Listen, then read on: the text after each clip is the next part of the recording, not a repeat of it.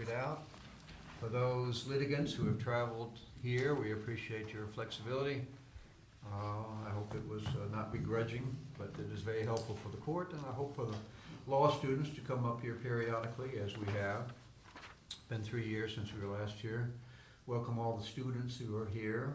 Hope we don't persuade any of you, either the judges or the advocates, not to become lawyers as a result of what you see and hear today. But we have very good advocacy at the Fifth Circuit, and I'm sure the group here today will hold up that reputation of the court and of the advocates. We have 3 argued cases today. The first one that I now call is Mark Moody versus Bobby Lumpkin, 19-11-200. Mr. Hooks. Good morning. We have a case that involves the remedy of the habeas review and the limits of what habeas corpus review should be. As you know, since you had us just 2 weeks ago brief the Ramirez case, and I want to start sort of there at the Ramirez case, might be a good place. They deal with the issue about whether habeas... Mr. Hooks, just to give us a little background, of course your claim is that there's a right in state court proceedings to counsel in a form of post-conviction relief habeas proceeding in state court, right to counsel. Your client did not file a direct appeal from his plea agreement. Why could he not have asserted ineffective assistance of trial counsel had he filed a direct appeal? He didn't have knowledge that his attorney had been below the normal standard of representation. And Ramirez... Okay, well, let me start again. Is there some procedural rule in Texas that does not permit you to assert ineffective assistance of counsel on direct appeal? No. All right, thank you.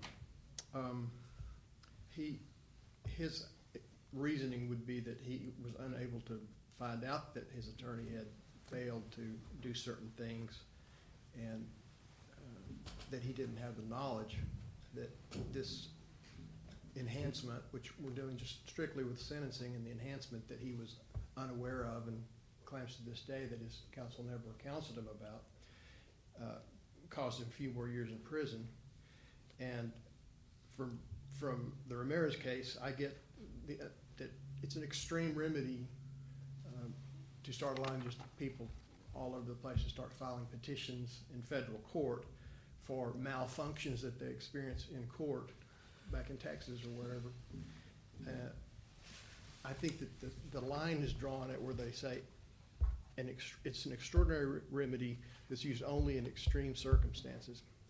And from my reading of Strickland, it seems that an extreme circumstance is one that involves a constitutional issue, because that's competence is fundamental, and the fundamental word comes up in all this law as well.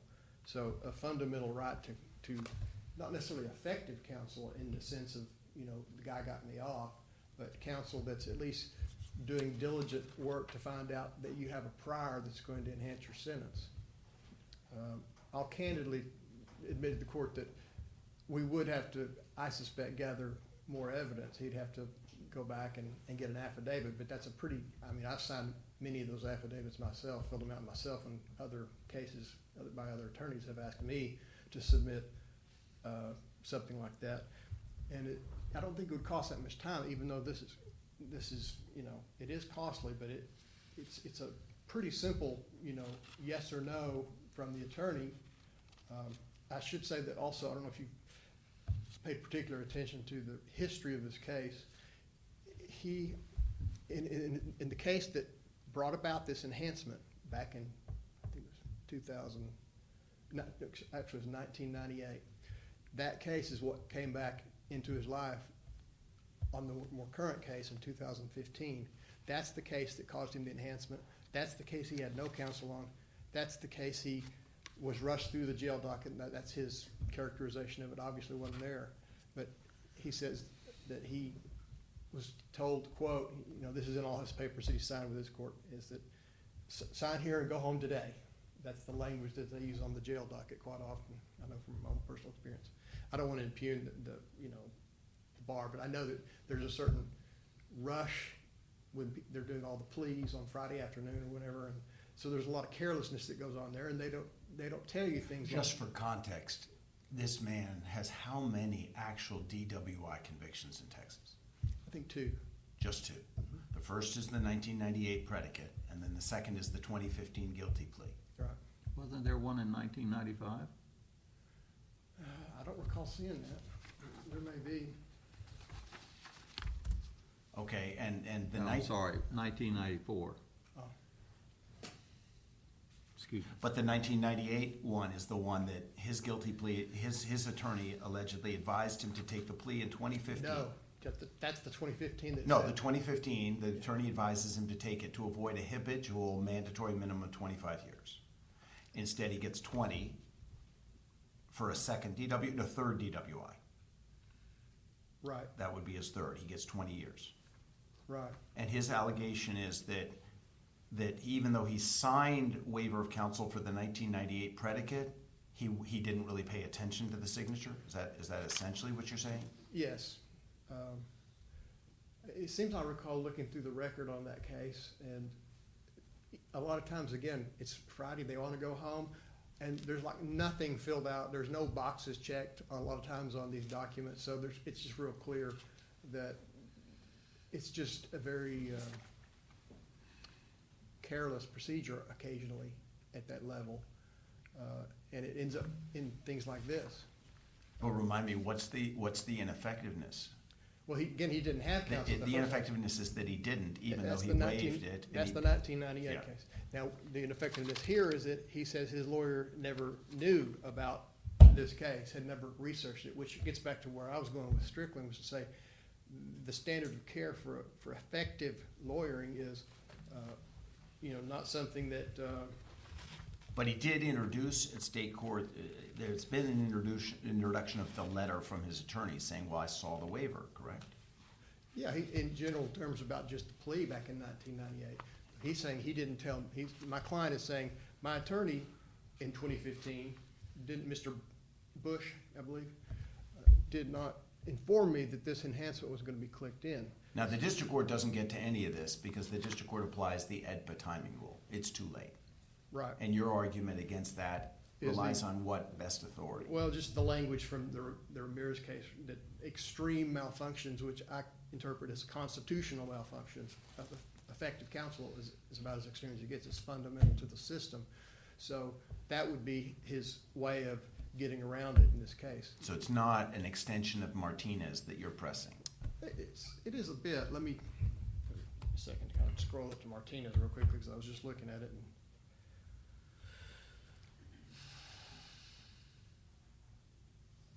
they, by the way, all point out that, they're intruding. We understand that this is an intrusion into state court sovereignty, but again, we're dealing with the constitutional issue now. We're dealing with whether he got effective counsel, and I think that's what erases the boundary for my client.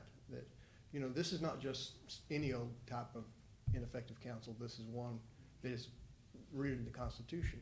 So just as I passed through, I noticed that. I want to point that out.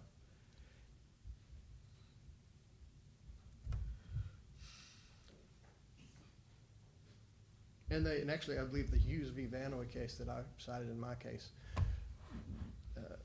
says, I think maybe their language was a fundamental constitutional right that can be upheld, as in this case, in no other way. If you, again, I know it seems kind of trivial because almost he's out of prison now, for one thing. But so the whole thing seems not so significant. But just as a general way of interpreting the Constitution and what our guides are as lawyers and legal scholars, et cetera, is to always take every instance to analyze what's the biggest issue, even though it may, we may be bending a lot of small rules, and I think that's what they're suggesting in Ramirez. But if you could just you were going to peek down, you were just going to explain how it is that Martinez abrogates the statutory time limits? What's the argument that we can disregard what Congress has said about the amount of time that can pass? Because that's why I'm bringing up that, because this is an extreme malfunction, that's the language that they're all using. That the federal courts have the last say, not the state courts. You know, the whole point of ADPA was for finality, comity, et cetera.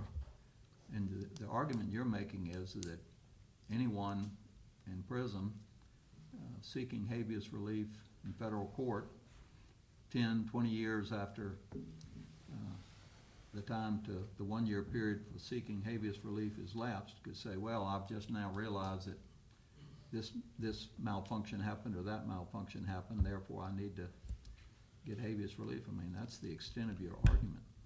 Yes, I guess that's sort of the Scalia, all the first, I can't remember which case it was, but, in one of these cases that we all reviewed, we had the disappointed segment of the court that was unhappy with that result, and they,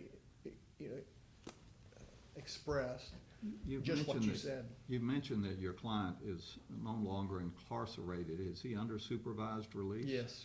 How many years? Oh, he's got a bunch. It's like 25 years. Supervised release. Mm-hmm. Something like that. 20 or 25, I can't remember. It was a lot. He told me the other day. All right, Counsel. Anything else for us? I believe so. That's got it. I think we've, I wanted to ask you, you didn't file a reply brief, and the state makes some pretty strong arguments about your case, including that we should, in the alternative, just go ahead and rule it was not ineffective assistance of trial counsel. What was your thinking behind not filing a reply brief? I'm not sure I understood your question. Well, you didn't file a reply brief. Right. Why? I was focused on this as being, and I think I was also still absorbing everything, and I think still reading cases, and I think this case, I think, has put me in a different position than I was in 6 months ago. This case is 14, 15 months old.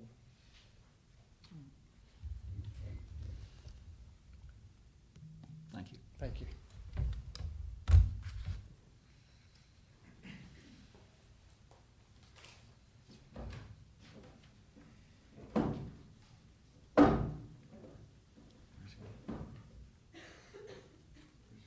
Mr. Hooks, you want to do rebuttal?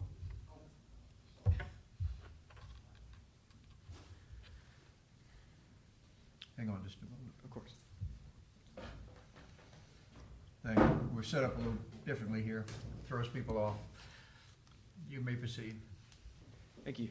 May it please the court. We think the district court correctly dismissed this petition as untimely under the 1 year time bar. There are really only 2 points I'd like to make today on the certificate of appealability issues. On the constitutional question, there is binding Fifth Circuit precedent that forecloses the type of relief Mr. Hooks just advocated for today.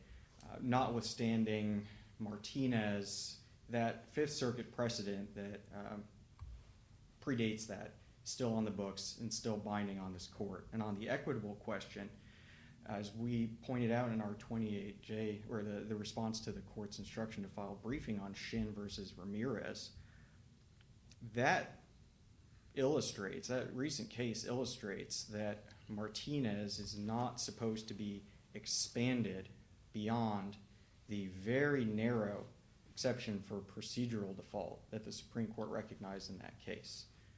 And as I believe my friend on the other side did acknowledge today, what Mr. Moody needs in order to move forward in this case is, at a minimum, some form of extension of Martinez. I think that's beyond reasonable debate at this point.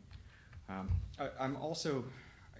happy to take the court's questions on any of the topics we briefed, including some of the background about Mr. Moody's specific convictions, because I think the colloquy that happened earlier was not entirely accurate based on the record, based on the number of convictions, things like that. Happy to discuss that, but otherwise I'll start with the constitutional question on that certificate of appealability. Why don't you go ahead in the direction you want to go? Thank you.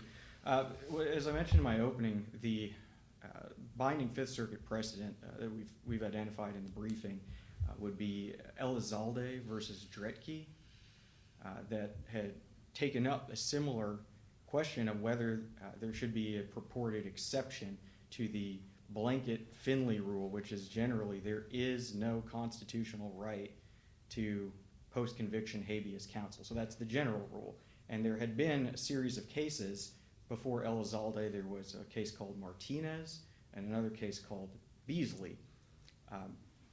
Prisoners had been trying to argue that there should be some constitutional right in post-conviction habeas proceedings, or at least some sort of exception to the general rule. And as Martinez and Elizalde had explained, there is no constitutional right to effective state habeas counsel to present an IATC claim, even though the allegation had been by the prisoners that the state habeas application presented the prisoner's first opportunity to make a claim of ineffective assistance.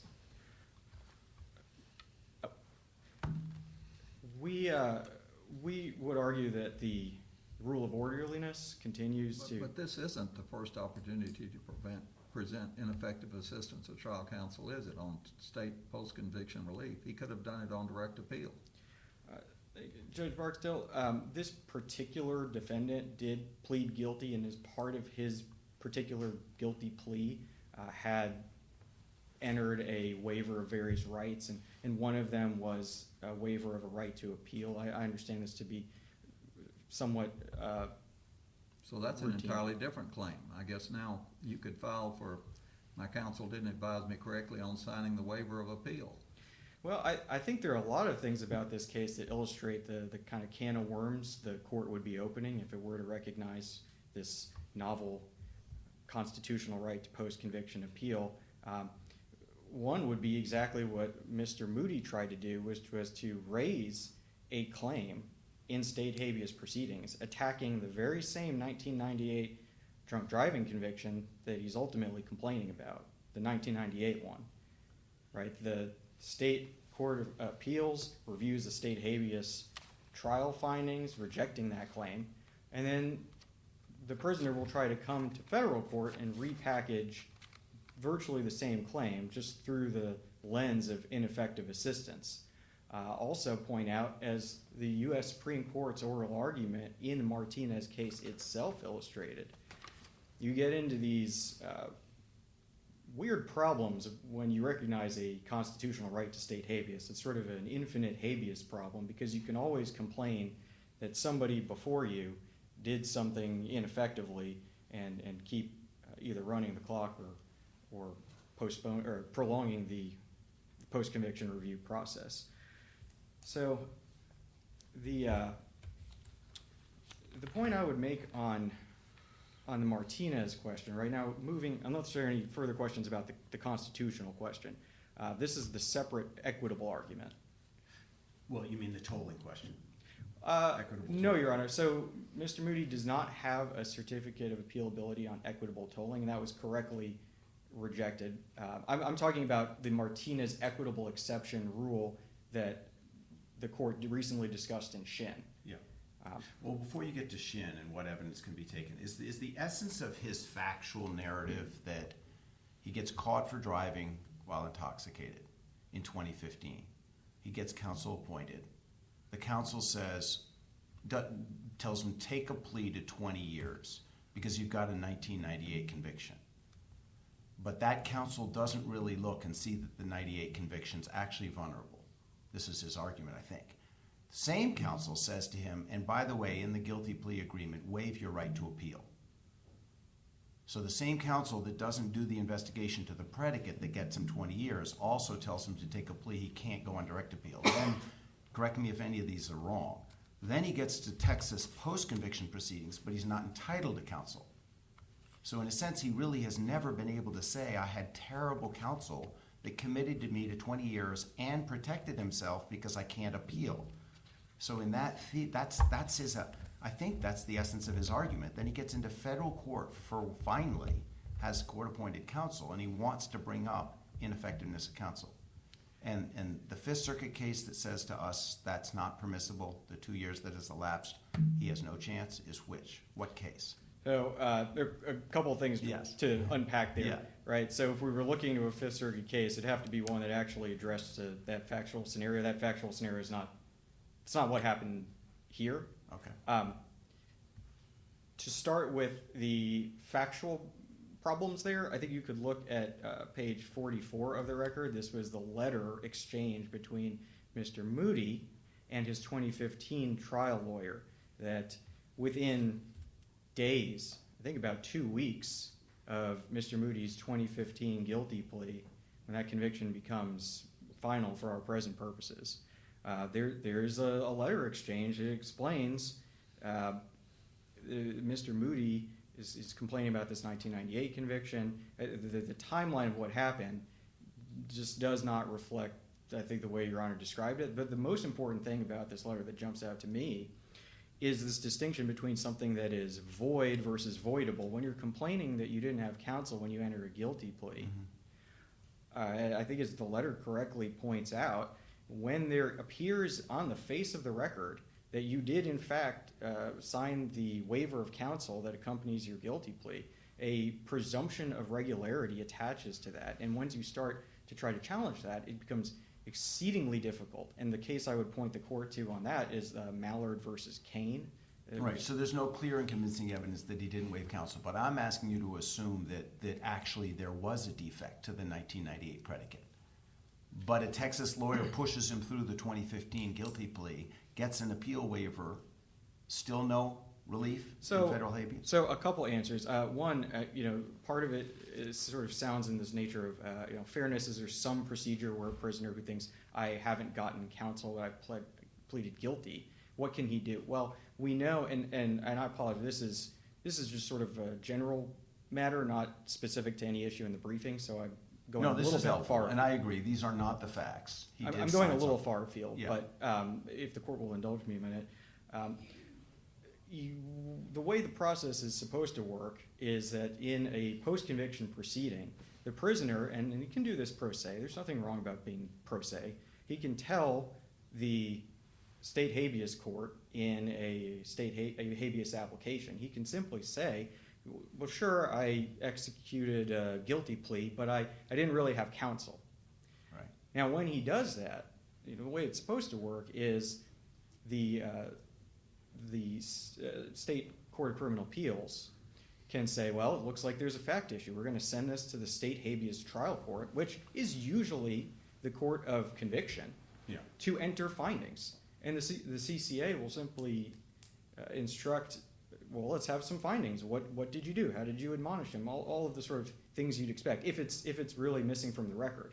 And then there'll be findings and they can be reviewed, right? So there is a process for people who feel that their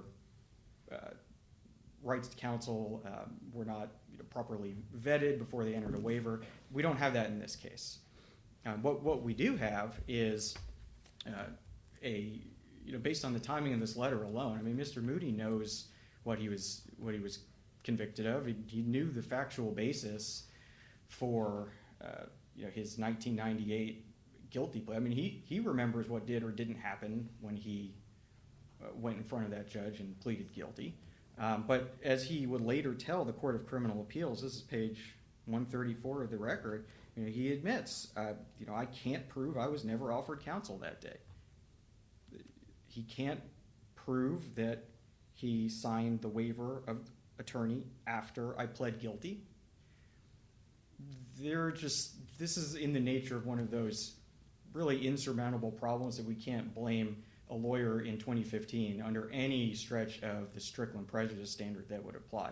Because recall, even if the court were to extend Martinez in the way that Shin versus Ramirez has said not to, you still have to show that your 2015 lawyer was ineffective within the meaning of Strickland. And one of the things you have to show is some reasonable probability that the Court of Criminal Appeals, had it been presented with this counseled state habeas application, was going to grant you relief.